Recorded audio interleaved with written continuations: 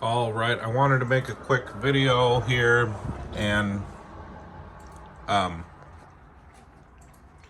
more of the reasons why I went with the Dell computer or Alienware, and um, but I'd say the biggest reason is just the experience I had with this one. Even though it broke due to its little wonderful design flaw, um, the customer service that they have, I think, is definitely well worth it. As soon as I reached out to them, they apologized, much like you would expect any customer service company. And then they right away tried to diagnose it, couldn't fix it. I told them it's something physical, it's nothing software related. And they created a ticket. And then the next day, FedEx had a box here, was able to ship it back. And then within like a week, actually it was within the same week, it just fell on the weekend. But it was still within 7-day period. I had the computer back. And they ended up breaking something else, contacted them, they apologized. They were going to have me fix it, which they asked if I was okay, and I said sure. In my head I was thinking that's why I have the warranty, but whatever, I'll fix it as long as you give me the part for free.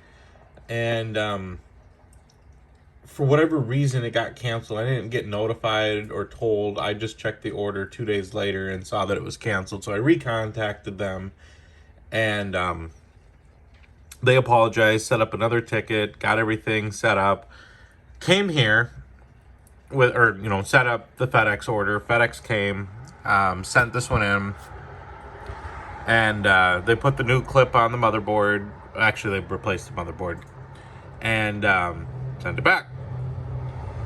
Got it back. That was about end of February. First week of March, you get it out, and for whatever reason, something prompted me to plug something in, and this whole side was completely dead. I took it apart, everything was plugged in, put it back together, and decided to contact Dell. Dell apologized, got me in touch with the supervisor, and they were creating a ticket to get it sent back in. Well, in the process of that, the warranty was about to expire. So I went ahead and purchased the premium warranty. Because their standard basic warranty is different, I guess, than their premium, they said that they had to close out my current case, and then they gave me the premium number and said give them a call and they'll be able to get a ticket created. Well, at that point, I had already bought the first Alienware from Best Buy, and I just wasn't going to deal with this one at that time. So, as you guys know, I ended up returning the Best Buy one because I wanted the 32 gigs, and ended up opting for the mechanical keyboard, and was very disappointed with the Alienware Command Center. I have actually updated the Alienware Command Center as of yesterday. After making that video, I went ahead and updated it, and honestly, it hasn't had any hiccups. The only hiccup I can replicate is if Kaspersky's is loaded. Then I can almost guarantee it's going to be a hit or miss on whether or not this loads. But as far as wanting to get it to load every time, just turn the computer on, close out Kaspersky's. Once it's fully closed, launch the Alienware Command Center, and it doesn't matter if I do this within 10 seconds of turning the computer on or 10 minutes after turning the computer on. It's loaded every single time. And I'm fine with that, because if I really need my virus scan up and running, I can reload it. Otherwise, honestly, I don't really use the virus scan. It's just there in case I download, a torrent or something. Or some ROM sites have some sketchy things there. Some of the files have had embedded viruses.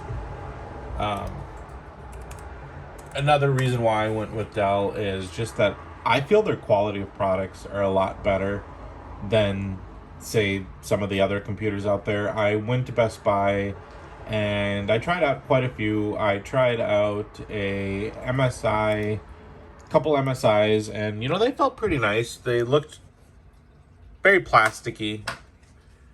I like this material. I did not really care for the M15R4. The screen itself up here felt very flimsy. This one doesn't really have much give, but that one felt very very bendable. So I'm not sure if that was just because of that model, and kids have been touching it. A lot of people were touching computers. I saw some little girl just bang, bang, bang on some laptop, and I was thinking, yeah, that's probably why it wasn't that good. But it definitely was a lot lighter than the or the M17. So that was a little bit of a surprise. I didn't know how much flex the screen would have. So I'm curious to know if the M15, if they've done anything better, or if it's going to be about the same. I know as of yesterday, they just had given us 4 more options. So it's very similar to the current series that they have, with the exception there's no USB on this side. It's on the back. There's no Thunderbolt port. Otherwise, for the most part, the ports are going to be pretty much the same. But they do give us 4 options. We can go from an R7, a Ryzen 7, all the way to an R9, and then we have 2 different variations. And the 2 variations just looks like it's going to be memory. The graphics cards are going to be the same throughout these 3. This is going to be your cheap base model, so $1,600 gets you a fairly decent machine. I believe the default hard drive size, if we click customize and buy, you'll definitely want to upgrade that. So I would spend the extra $50 minimum and go with that, and then get the Cherry MX, and you're spending about $1,700. So out the door, about $2,000, and you'd get it June 1st. If you go a little bit more expensive, then you're getting into the 3070 with the R7, or if you want to jump to the R9. Keep in mind, these 2 differences is going to be the RAM, so the price points, you could probably go and find RAM cheaper and install it yourself, because I do believe these are upgradable. And they haven't had upgradable RAM since, I believe, the R1. So this is, right here, 2. And actually, let's go back in there. So Windows 10, you could upgrade right here for $150 more. 3239, that's still cheaper than this. So I'm not really sure what the difference is, but that's something Dell is known for, is putting that in there. Because you see here, we'll have the same processor, but if we click the more expensive one, same screen,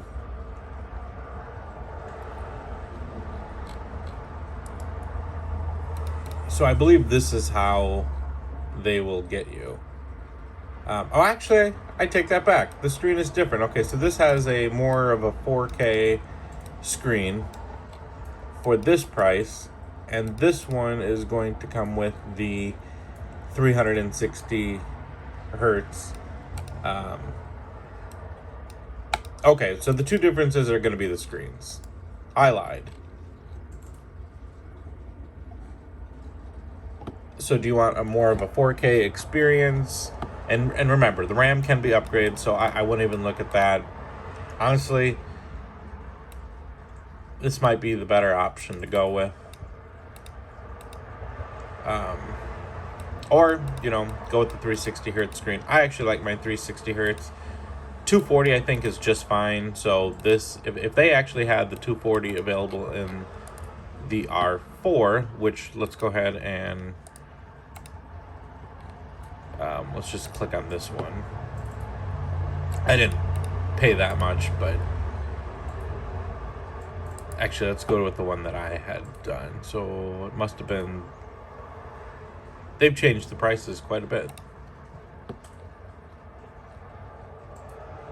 I still paid less or more than that, but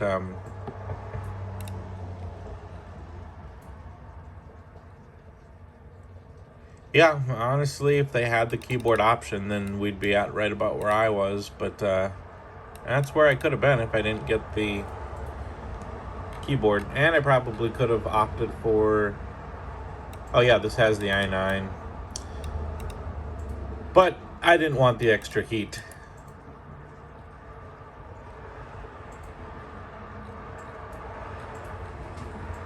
and the FPSs are pretty much the same, but more so what I was getting at is the memory. There's nothing that indicates. See, it's just, that's it. There's no.